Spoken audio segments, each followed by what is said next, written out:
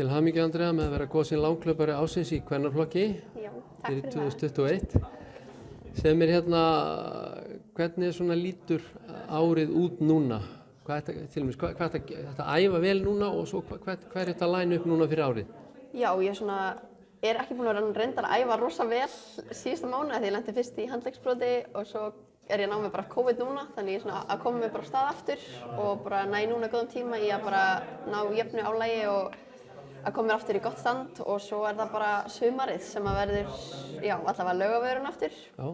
Og svona ekkert neitt annað mikið ákveðið en það er bara fullt af mjög spennandi verkjunum og hlaupum í boði, þannig.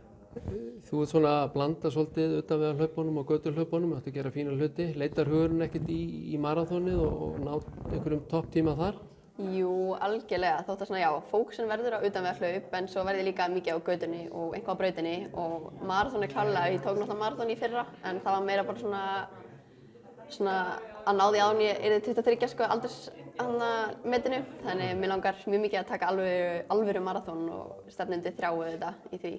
Já. Hvernig ertu að æfa, með hverjum ertu að æfa? Ég er eins og ekki með neitt þjálfari, ég er svolítið að sjá þetta sjálf en er mjög dugleg að æfa með samt fólki, Frey og Sigga og Gulla æfi ég mjög mikið með. En já, og svo er og þeir að blanda gönguskím og við núna í vetur, þannig já, ég er svolítið að sjá æfingaplanið sjálf eins og er. Ertu eitthvað að spá í að fá þig þjálfara til þess að svona skerpa á þessu? Já, það er auðvitað örugglega ráðlegt að vera með einhvern sem hefur stjórn á manni, sko, en ég náttúrulega alltaf get haft samband við hana Mörtu og fullt af fólki í kringum mig sem ég get haft samband við og svona, þannig, já. Já. Hvernig, ertu í skóla núna eða hvernig er staðan á þér? Já, ég er á öðru ári í læknisfræði og er að fara í lokapróf á morgun, þannig ég er það er nóg að gera. Það er nóg að gera.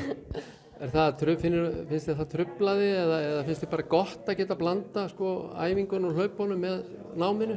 Já, bara ef ég væri bara í náminu myndi ég bara, það væri hrikalegt sko. Hlaupin gera mjög mikið að fá pásu frá skólanum, þannig þetta er bara mjög góð að blanda. En bara já, passi að vera með jafnvægi eða að fara ekki, gera ekki of mikið, en þetta gengir bara mjög vel.